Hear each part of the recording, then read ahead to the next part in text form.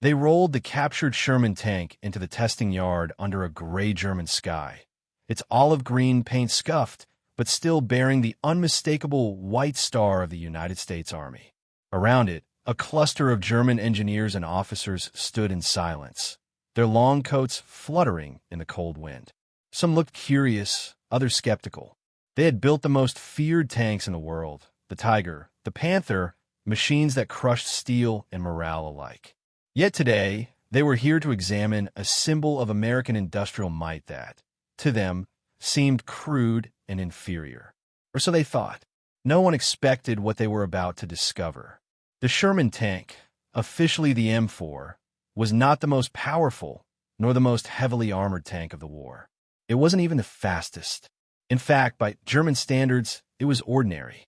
But as these German engineers soon found, there was something about the Sherman that made it extraordinary, something that couldn't be measured in millimeters of armor or caliber of gun. It was the kind of strength that came from reliability, efficiency, and a philosophy of design that was completely alien to the German way of thinking. To understand why these German engineers were so shocked, we have to step back to the early years of the Second World War, when tank design became a race not just of firepower, but of ideology. In 1939, when the Wehrmacht rolled into Poland, the German panzers represented cutting-edge engineering. They weren't the strongest tanks in the world, but they were fast, efficient, and perfectly suited for blitzkrieg, lightning war. Germany's engineering philosophy was rooted in precision, complexity, and performance. Every tank was a finely tuned machine, but one that demanded constant maintenance and a highly trained crew to keep it running. Meanwhile, across the Atlantic, the United States was still at peace. American tank design lagged far behind. Early models like the M2 and M3 were awkward, underarmed, and lightly armored. But America's strength wasn't in designing perfect machines. It was in building simple ones that worked. When the U.S. entered the war in 1941, this philosophy would become the key to its wartime success. While German factories struggled to produce a few thousand advanced tanks, America's assembly lines roared with a mechanical fury the world had never seen. By 1945, the U.S. had built over 49,000 Sherman tanks, more than all of Germany's Panthers, Tigers, and Panzers combined. But to the Germans, quantity meant nothing without quality. And so, when they captured their first operational Shermans during the fighting in North Africa, they were eager to see what this mass-produced tank could really do. The first impressions weren't flattering.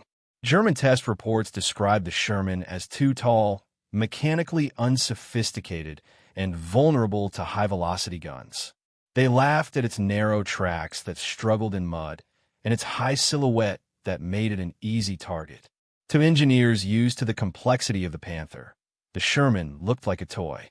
But as they began to strip it down and test its systems, that laughter faded. They noticed how easily the engine could be accessed, how quickly a gearbox could be swapped, how every component seemed designed for replacement rather than perfection. The Germans, who often had to disassemble half a tank just to reach the transmission, found themselves staring at a machine that could be repaired in hours, not days. For the first time, they realized the Sherman was built not for the workshop, but for the battlefield. And that's what truly unsettled them.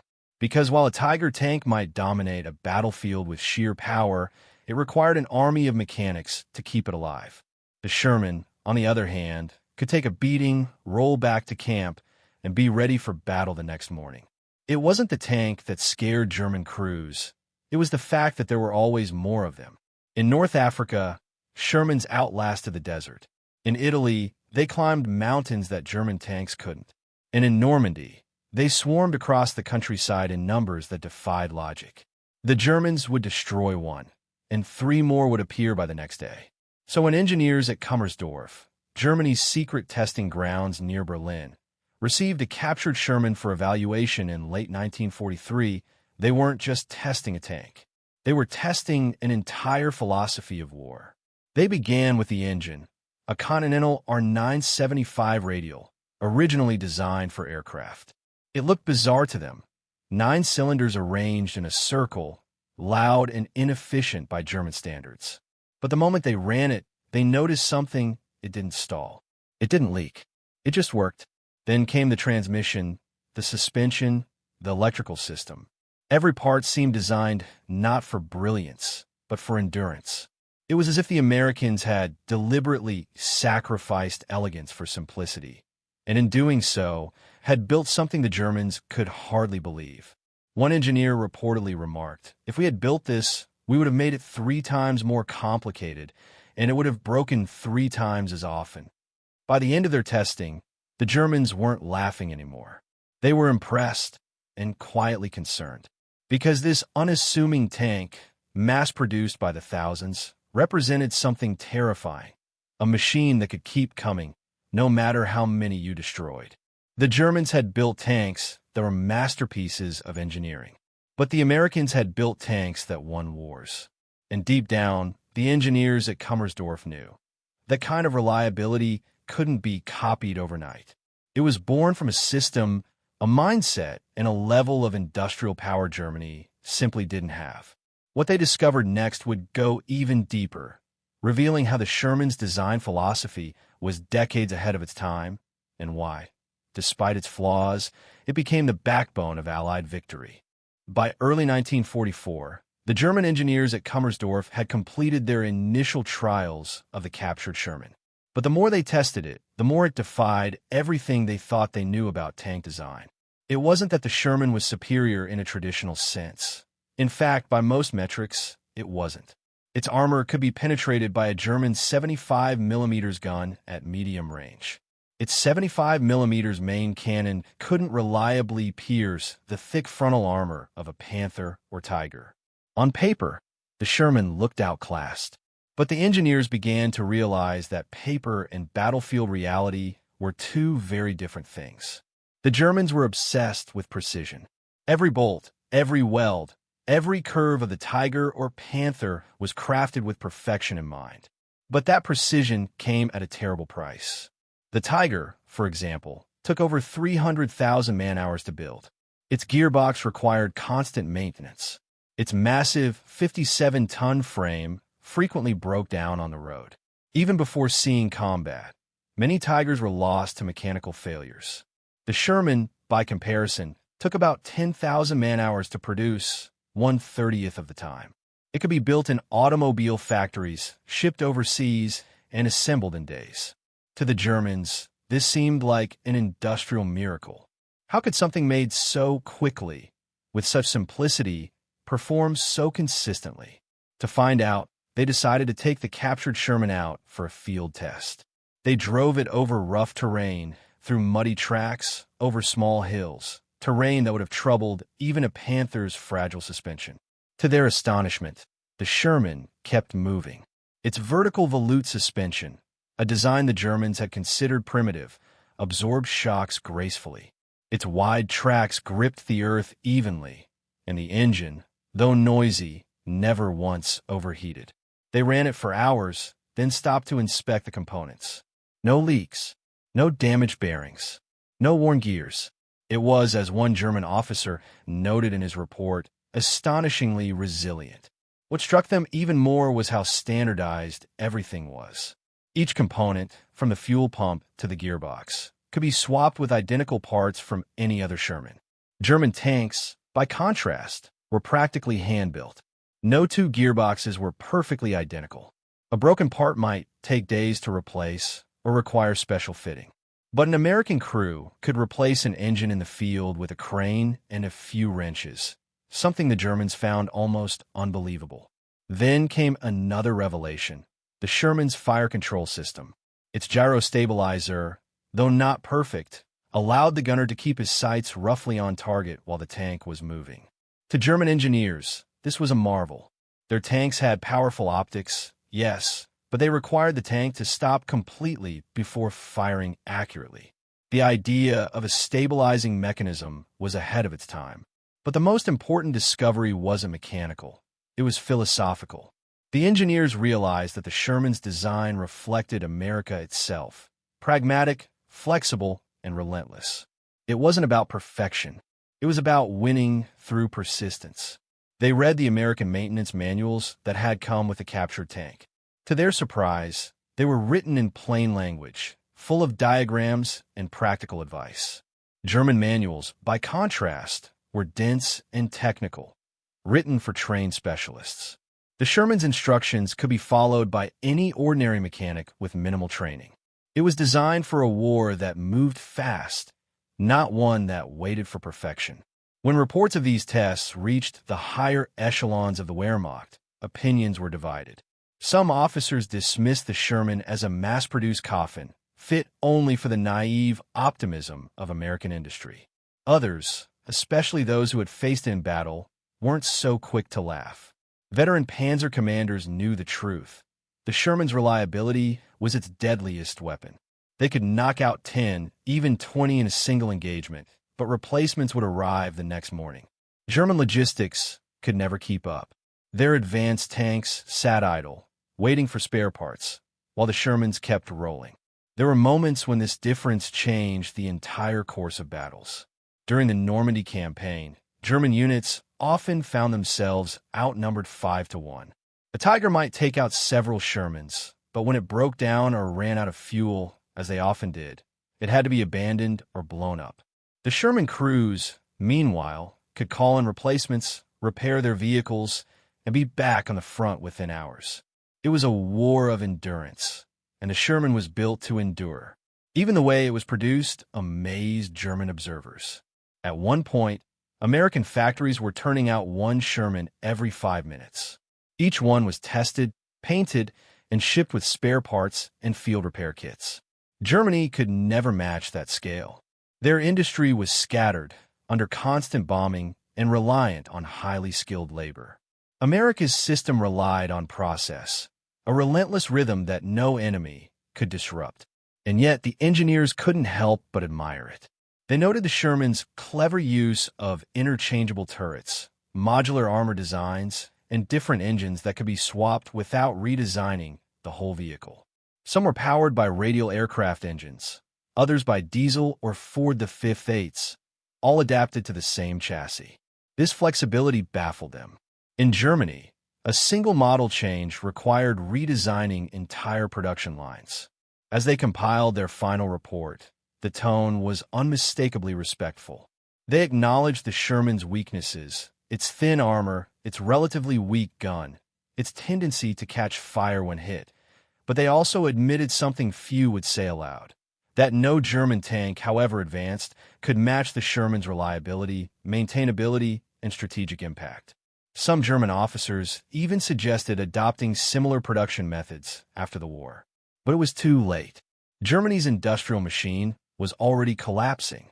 Still, the captured Sherman remained at Kummersdorf until the very end, a silent reminder of a machine built not for glory, but for victory. As the Allied bombing intensified and Berlin began to crumble, a few of those same engineers would look back on their time with the Sherman and realize that its simplicity was its genius.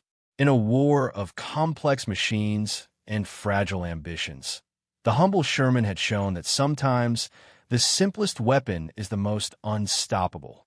But the story didn't end there, because by 1945, the Sherman had evolved, becoming faster, deadlier, and even more adaptable.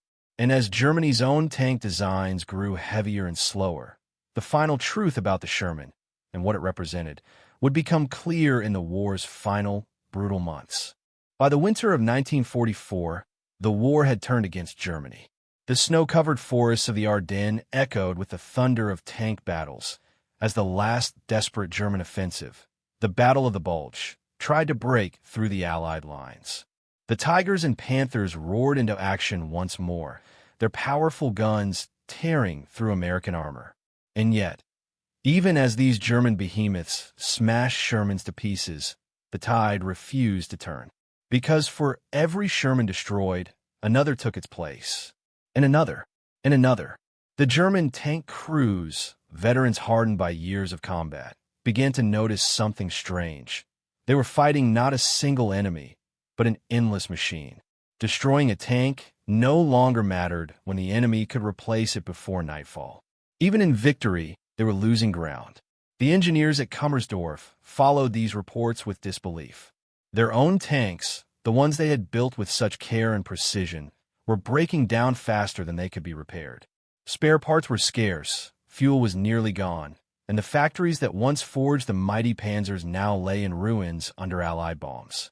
But in the American and British ranks, the Shermans kept rolling, their engines growling like a mechanical tide advancing across Europe. The Germans had always believed that quality would triumph over quantity. But now, as they watched their own war machine crumble, that belief was dying too. In early 1945, as Soviet forces closed in from the east, some of the remaining German engineers received a strange request to destroy the captured Sherman they had been testing for nearly 2 years. It had survived bombings, shell fire, and endless experiments, but the war was ending, and orders were orders. They hesitated. Some even refused. It wasn't sentimentality. It was respect. One of them later wrote in his diary, "We thought we built the best tanks in the world, but we never built one that could always fight again tomorrow." That sentence, buried in a post-war report, said everything.